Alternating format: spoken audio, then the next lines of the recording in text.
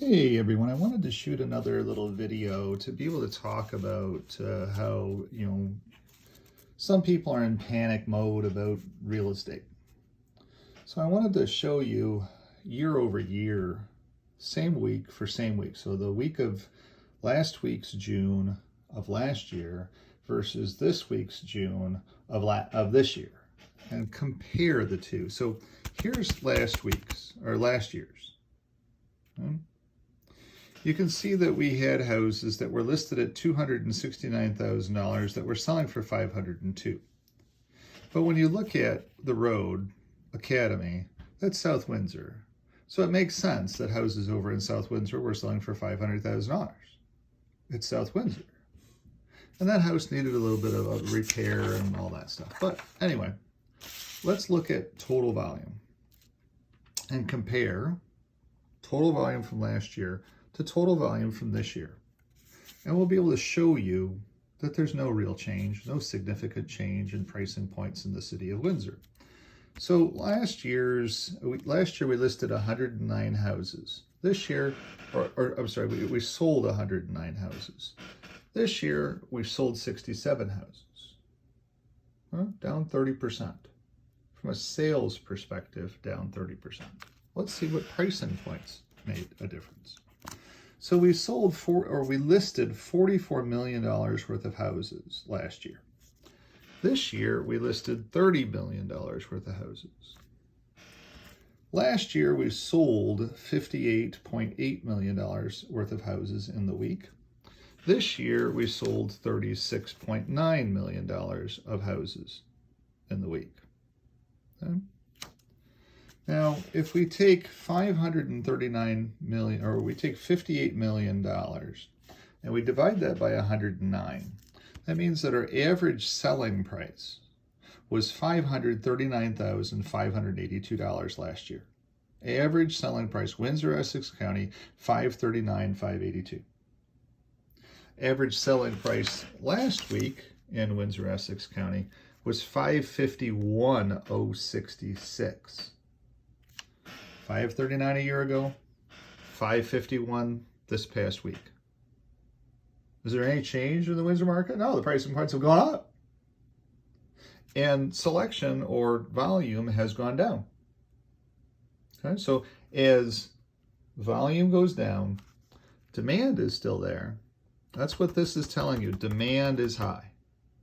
Windsor, Essex County, demand is high. There's a lot of people that want to come here for the lifestyle and to be able to buy a house and start building equity.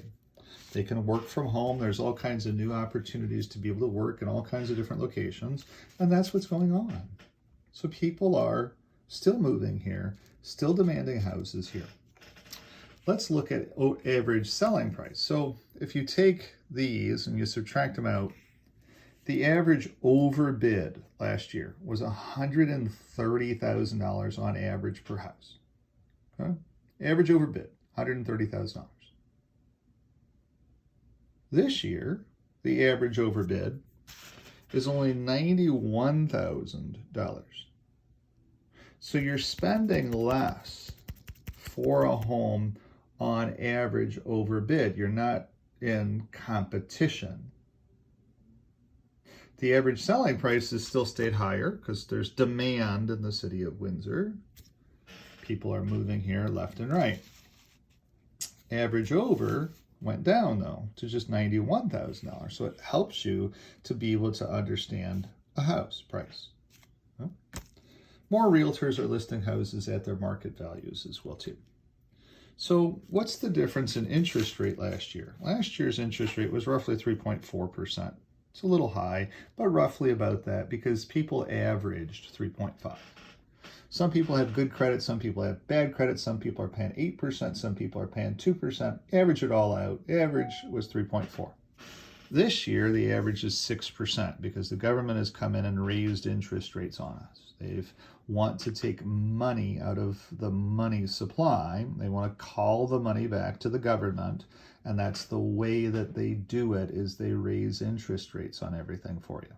That way the money comes back to them. So that's a 2.6% difference year over year.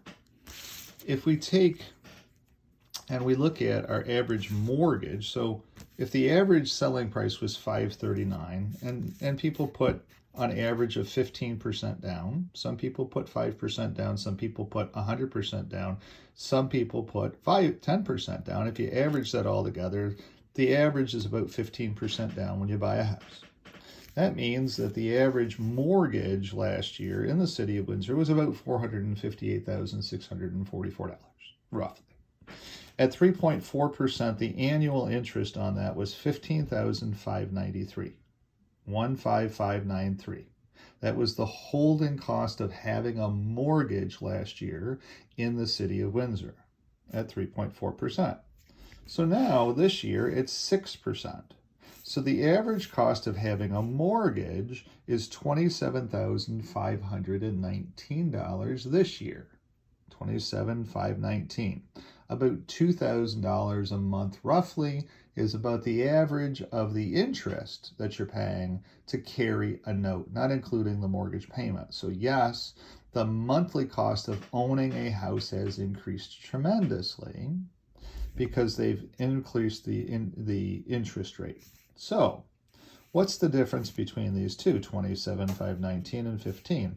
The average cost of a house in the city of Windsor from an interest perspective has increased $1,000 a month. It's a little bit less than that, but it's $1,000 a month. Now, when we think about, though, $1,000 a month or $11,000 a year, the average year-over-year decrease in over-ask, so you're paying less for a house, you're not getting in a bidding war. The bidding war last year caused you to have to pay $38,000 more than this year. So if you look at it, it's still $26,000. So if you take this number, subtract out this number, it's still $26,457 cheaper to buy a house in the city of Windsor on average.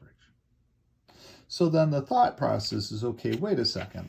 If it's going to cost me $11,000 or $12,000 a year to carry that cost, when is it that I start to lose money on a house, assuming all things being equal?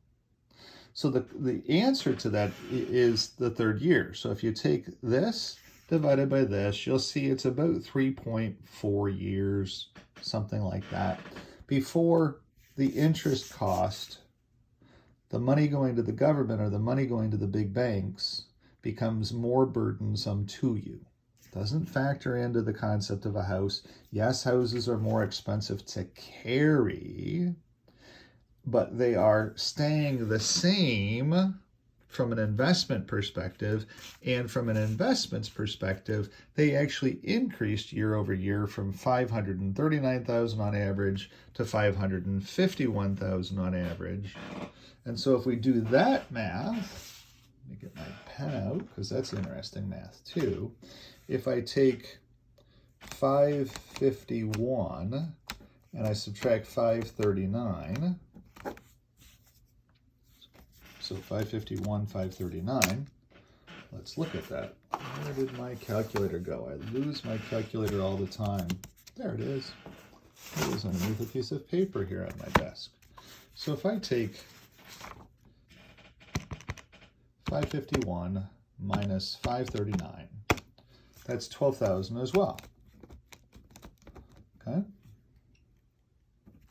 Now if I take 12,000 and I divide it by this number, okay, divide it by 539. That means that the average price of a house in the city of Windsor increased 2.22% from year over year, from last year to this year. Average selling price increased in the city of Windsor. So a person who bought a house last year has a 2.2% gain in the value of their house.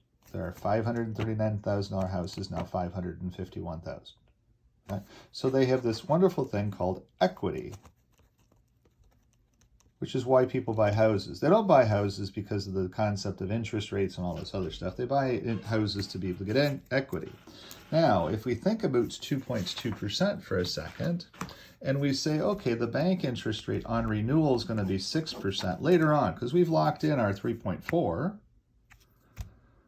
we don't have anything to have to worry about for 4 years. Because you bought your house last year, you got a 5-year note. Congratulations, you don't have to worry about anything. You're getting this gain over 5 years, so you're going to get about a 10% gain in the value of your $539,000 house. So you're going to get about $54,000 over, it's tough to write when you're looking through your phone, over 5 years. 10% by 5 is about $54,000. Okay? But your cost of carrying that extra note is $11,000 a year. Again, by 5 years, you're still a plus. You're still plus.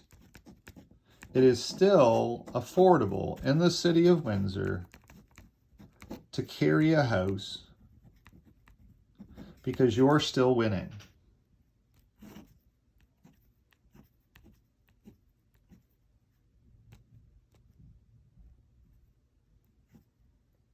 You're still winning. So I hope that helps you to understand from a financial advisor's perspective and looking at the numbers that homes are still a great opportunity in the city of Windsor, that we're still ahead of the curve.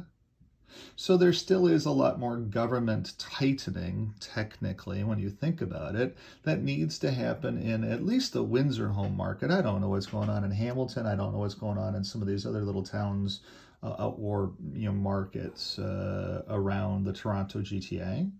But here in the city of Windsor, yes, our volumes of sales have come down. 9 have been under the asking price.